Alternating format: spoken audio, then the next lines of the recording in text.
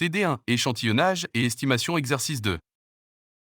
30 étudiants dont aucun n'a étudié les sujets du cours passent un examen en 2 questions. La question 1 a 4 réponses indiquées dont une seule est juste. La deuxième question a 5 dont une seule est juste. Soit la variable aléatoire x qui désigne le nombre d'étudiants qui ont au moins une réponse correcte. A. Quelle est l'espérance du nombre d'étudiants qui ont au moins une réponse correcte?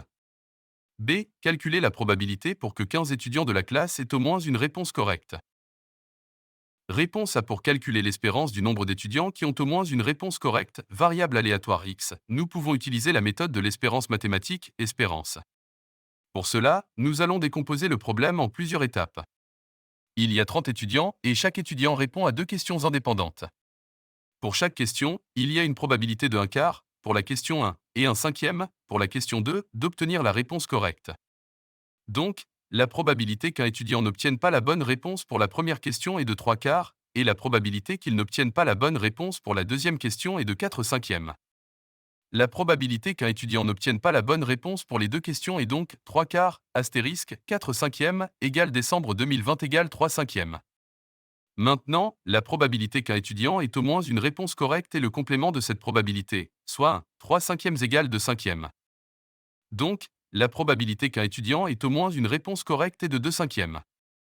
Maintenant, pour calculer l'espérance du nombre d'étudiants qui ont au moins une réponse correcte, nous pouvons utiliser la formule suivante, espérance x égale n astérisque probabilité, un étudiant ait au moins une réponse correcte, où n est le nombre total d'étudiants, qui est de 30 dans ce cas.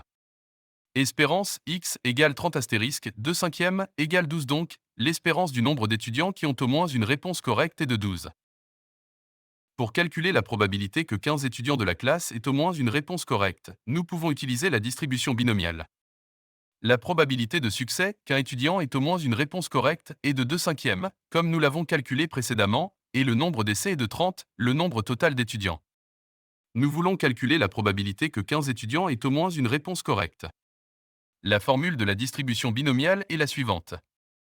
Où n est le nombre total d'essais, 30 dans ce cas, k est le nombre de succès que nous voulons, 15 dans ce cas, p est la probabilité de succès, 2/5 dans ce cas, n chose k est le coefficient binomial, qui peut être calculé comme calculons la probabilité que 15 étudiants aient au moins une réponse correcte.